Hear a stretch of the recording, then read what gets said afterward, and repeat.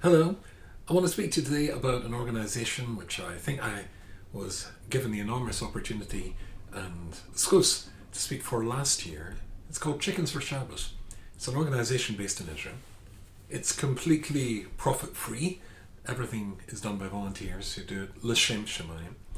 And it's an organisation that supports agunas, women whose husband have refused to give them a get and very often fled the country to get away from them. Gerushas, women whose husbands have divorced them, and Malandim, people who are struggling in order to teach Torah. But very, very often, certainly in the first two categories, the support that they should be getting from a father who is sorrowfully not often there is woefully lacking. So I want to talk today about growing with your children.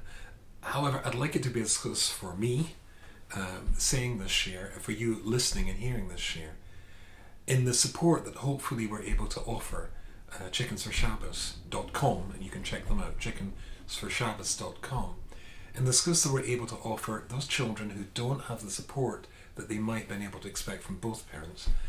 This organisation that we're supporting, that should generate for us a tremendous skills in our children and our grandchildren, in our own families, to help us be the best parents and grandparents that we possibly could be. So that's the introduction. And please check out their website, chickensforshabbos.com. I was invited by the BBC, the British Broadcasting Corporation, whom I still lecture for and do programs for, to recently do 4 programs. And they supply the titles. It was for a radio station called BBC Radio 2. It's got 10 million listeners, this particular program, and so they supplied the titles. The first one was my favourite Nobel Prize winner. Difficult. And then there was one called Planting for the Future. And there was another one which was called Light in the Darkness. And the last one of the 4 was The Street Where I Live. Light in the Darkness, that was, I think it was because it was Hanukkah, and certainly the other festival the non-Jewish world has at this time of the year. They thought that would be a good theme, but I didn't want to talk about Hanukkah twinkling lights. One doesn't want to be predictable. Instead, I wanted to talk about the fact that the UK, which is incidentally a very small country, 600 miles from top to bottom, and there's nowhere in the UK you're ever more than 50 miles from the sea, so it's a very small country. It's 1/33 the size of the continental United States of America. And yet it's got a population of nearly 70 million. So that makes it, 70 million is 370 million Americans. So it's, it's overcrowded. Despite that, and that means you've got large cities and, and very little countryside in between. But amazingly, the United Kingdom, won recently an award for dark skies, 2 of their national parks, dark skies, and you can see the Milky Way, you can see the Northern Lights, you can see comets, planets, because the sky is so dark. And I thought it was really very, very exciting. And I remember once that I was in a place called Wales, and I went out, I was doing a Shabbaton, and I went out to look at the night sky. And again, it was in the countryside, no light pollution. And I saw for the first time in my life shooting stars. I was amazed. The incredible shooting stars. Wow. It was absolutely astonishing. I'd never seen those before in my life. And certainly my father never took me out to see the night skies where I grew up. And I'm thinking about it, I never took my children out to see them as well. But Chazaq say, David Mellah says, Shemaim Misapin Kod Kel. But the very heavens, if you want to gain the proper Yiddish Ashkofa, and then the Igeris Ramban says, in his famous letter to his son, the most important midah of all the midahs, the best one is a nivus. And all the blessings flow from that. And if you want to get a nivus in your life, as David Mellah says, there's no better way than to look at the stars, look at the universe, look at everything that Hashem created, and then you realize how very, very small you are. And that helps you to gain a nivus, and everything comes from that. But it's not just looking at the universe and looking at the skies that allow you to gain a nivus, and humility, and then all the brachas that flow from that. I remember my wife and I were once in a place called Davos in Switzerland. We arrived late at night, it was dark, totally exhausted from the flight from England, and we just collapsed and fell asleep straight away. So In the morning, went out into the balcony. Now it was daylight, and right behind the hotel there was a mountain, and the mountain just went up steeply. I looked up and up and up till my neck wouldn't stretch back anymore. You couldn't see the top of the mountain. It was absolutely enormous. That's another thing you can get the kavod of Hashem from, and consequently your own anivus. And I thought to myself, wow, that is absolutely astonishing. In fact, Reb Shamshon Raphael Hirsch often used to tell his congregants that when you go and stand in front one day of the Beis Din Shel Ma'ala, then the voice is going to say to you, "No, did you go and see my Alps?" Because by seeing the magnificence of Hashem's Bria, you get a taste of Hashem, and that gives you the anivus that really is the essential ingredient that you need. But you know what? You don't have to, in actual fact, do all of that in order to get an idea of the Bria of Hashem. Last summer, my wife invited me to join her in a plan she had. She wanted to grow vegetables in our backyard, in our back garden. And I'd never done that before either. And so I said, okay. So we planted peas, 2 types of peas, tomatoes, cherry tomatoes, zucchini, baby cucumbers, and I think there was something else we planted.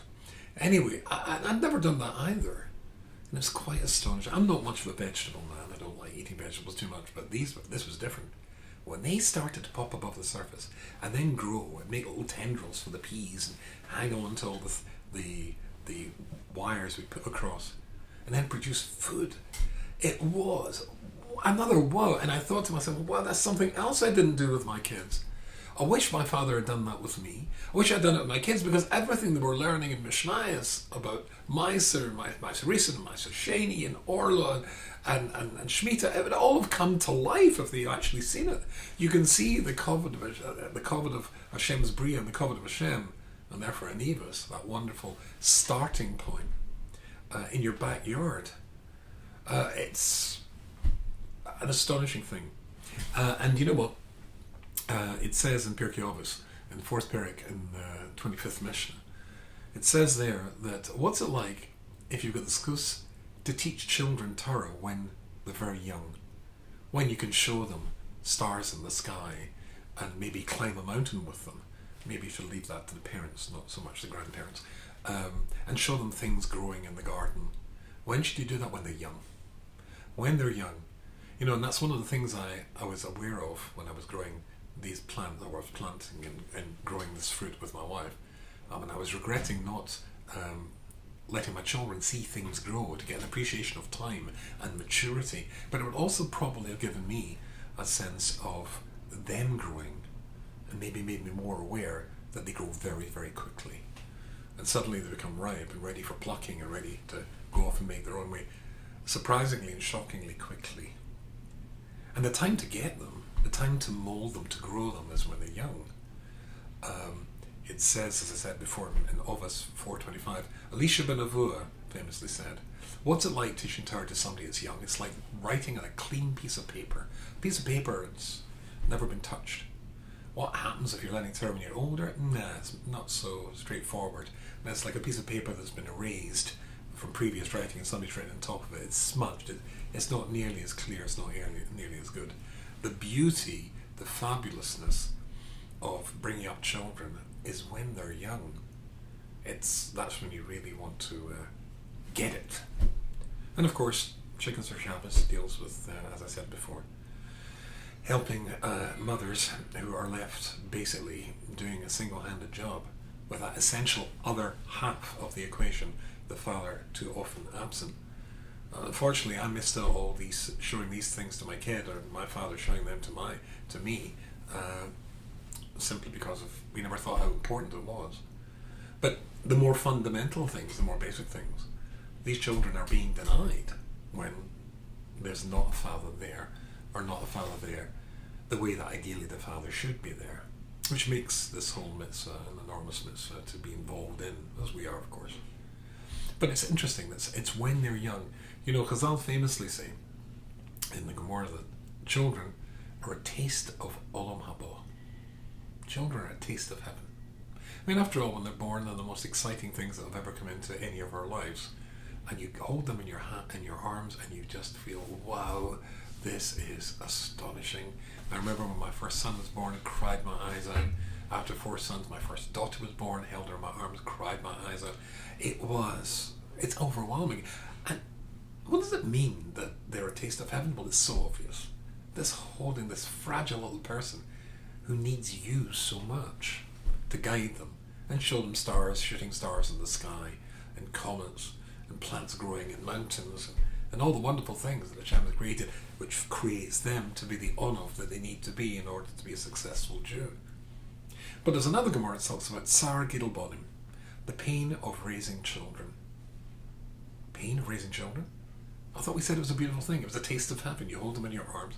You get to be their guide, showing them this brand new, fresh world they've never seen before, and all the wonderful things in this world, like we mentioned before, and so many others too. You get to share in their excitement and rediscover your own excitement from when you were young and you saw these things for the first time. This is Olam Haba, surely. Or at least a taste of Olam Haba. Tsar Gidel Bonim? The pain of children? What pain? And then they get to be teenagers. That pain. I have, as I said, 4 sons, and we fostered a little boy for years, so I've made 5 bar mitzvahs. And I've seen this so many times. There are, you see this in, somebody stands up to learn his bar mitzvah parsha.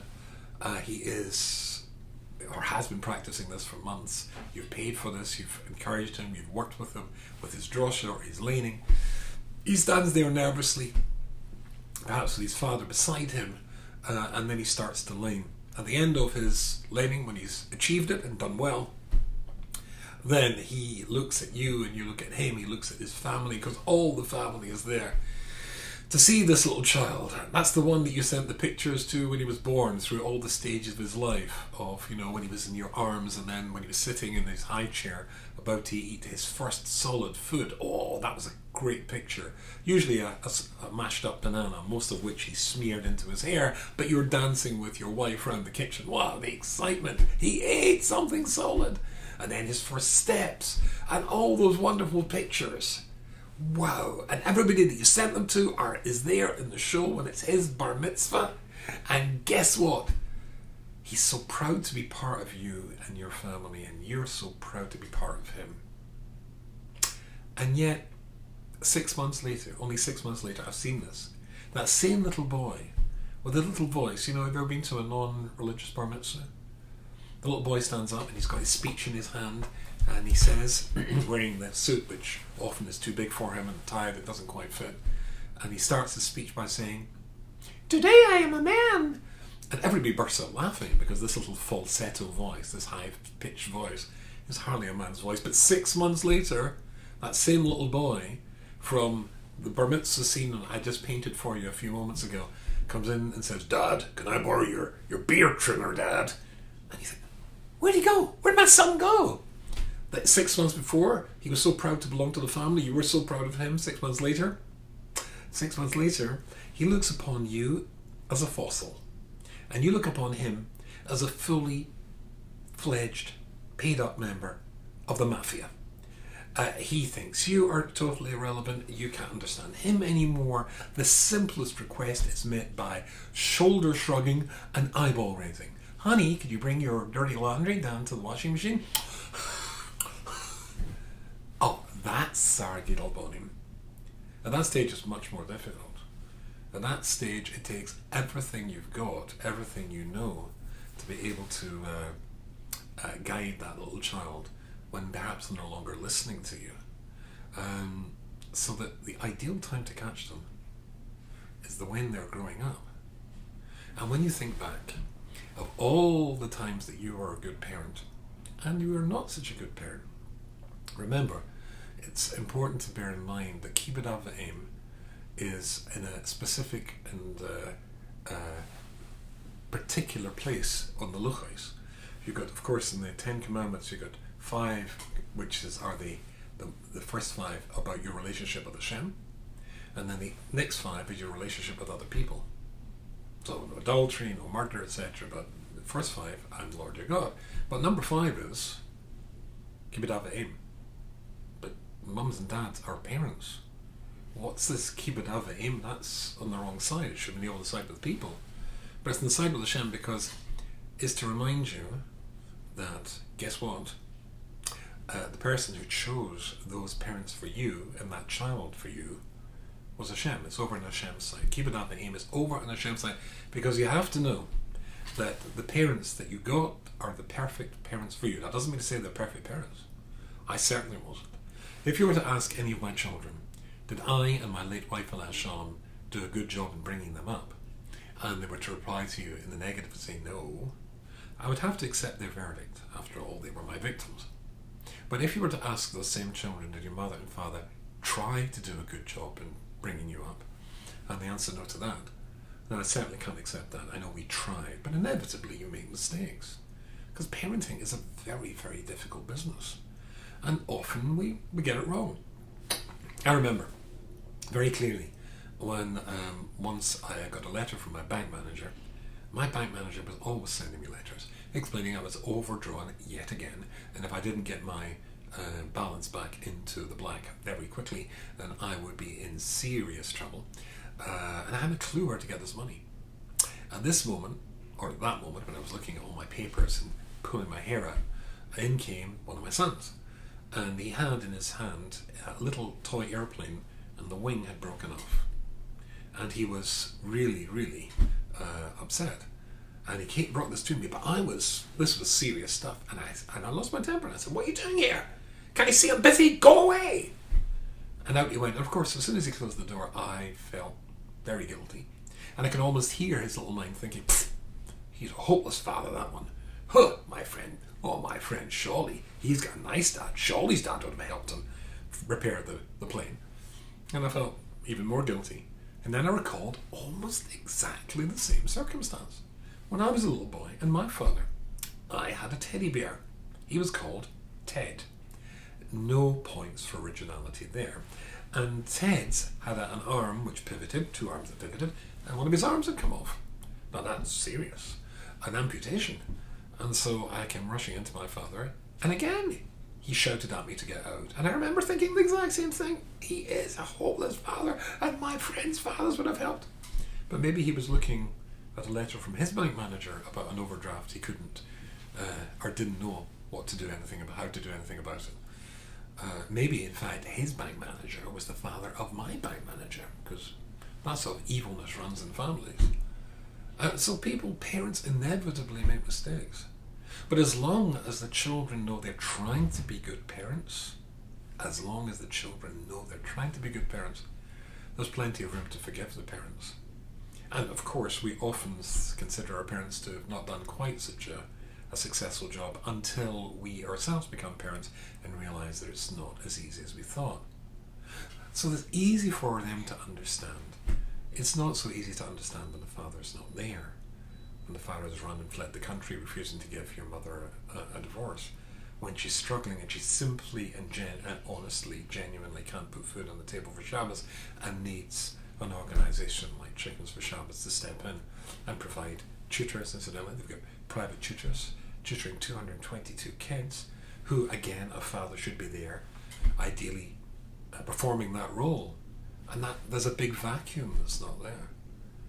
Because even when parents get it wrong, you still know that they're your parents. And they're there for you. And Hashem made them for you. Are parents perfect? No. But they're perfect for you. Because that means to say that the things that they get wrong, indeed, you can note that and say, well, I'm not going to do that when I'm a parent. Because parents make mistakes, as the next generation will make mistakes.